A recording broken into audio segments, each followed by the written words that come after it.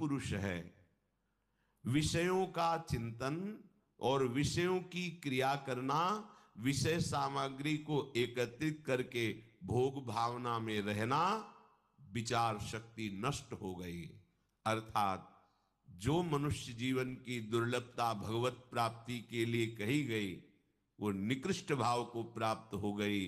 तिनते खर सूकर श्वान भले, जड़ता बस जे न कहें कछुए। उनसे सुअर कुत्ता गधा अच्छे। क्यों अच्छे? क्योंकि अपने कर्मों का भोग भोग कर ऊपर उठ रहे हैं, और हम मनुष्य शरीर में ऐसे आचरण कर रहे हैं कि अब हमें बहुत नीचे गिरना पड़ेगा। जहां विचार शक्ति लुप्त हुई तो दशा बदल जाती है अजितेंद्रीय पुरुष की, बड़ी दुर्गति को प्राप्त होता है। अभी तो पता नहीं चलता, जब उसका फल आता है, कर्म भोग का परिणाम आता है, तब त्राहिमाम मचता है हृदय में। कोई रास्ता दिखाई नहीं देता कि हम जिस रास्ते से चल करके अब अपने को बचा लें। पूरे संसार को जीतना है उपासक को, पूरे संसार को यही जीतना है। कोई भी अनुकूल प्रतिकूल मान अपमान हमारे चिंतन को न ले पावे। आप देखो अपने चिंतन को, समझाने की जरूरत नहीं। अब अगर अच्छे उपासक हो तो अंतर्मुख होकर देखो क्या चल रहा है।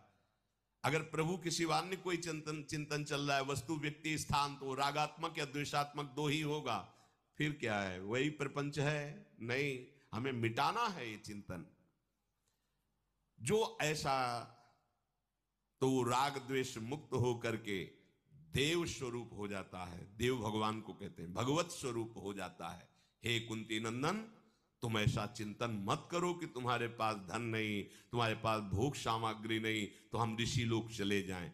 मन और इंद्रियों को भली भांति वश में करके तपस्या द्वारा महान योग जनित परमानंद धन को प्राप्त करने की बात करो। ऐसा ऋषियों ने जो उपदेश किया, तो महाराज युधिष्ठिर ने पुनः सबको प्रणाम करके कहा कि हे ब्रह्म ऋषियों, मैं आपके पालन पोषण की बात सोचकर ऐसा बोल रहा हूं। मुझे धन की प्रियता नहीं है, भोगों की प्रियता नहीं है, पर मैं आप सबका त्याग भी नहीं करना चाहता।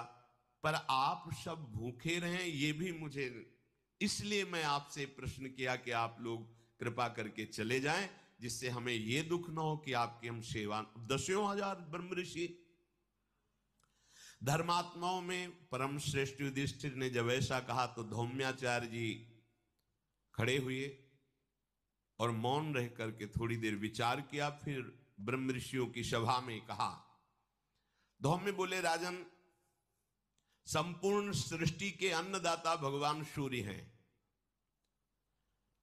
अगर वो उदय ना हो तो अन्न ही पैदा ना हो।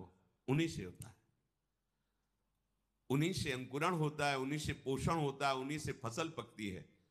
वही जब शुष्कावस्था भूमि में करते तो उसमें बल आता है, वही जल देकर उसमें सींचते हैं। भगवान सूर्य की ही कृपा से अन्न का पोषण होता है। सूर्य तेज को प्रकट करके शुष्क बनाता है भूमि को, और उसमें बल वर्धन करके बीज उगने की शक्ति देता है। फिर जल वर्षा करके अन्न और औषधियों की वृद्धि करता है। फिर अपने तेज से उसी को पका करके प्राणियों के पोषण के योग्य बनाता है। इसलिए अब आप उदास मत हो, मैं आपको एक स्तोत्र बताता हूं, जिसका तुम अनुष्ठान करके जो चाहोगे प्राप्त हो जाएगा। धौम्य जी ने आचमन किया और भगवान सूर्य को प्रणाम करके ये स्तोत्र बताया।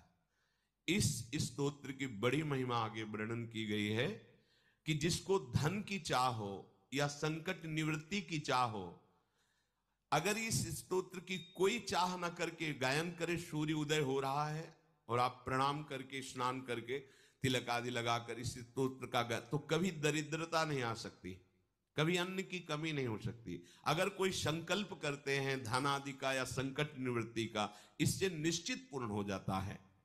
धौम्य जी ने आचमन करके भगवान सूर्य को प्रणाम करके ऋषियों की सभा में कहा कि ये स्तोत्र, इसमें 108 नाम भगवान सूर्य के हैं।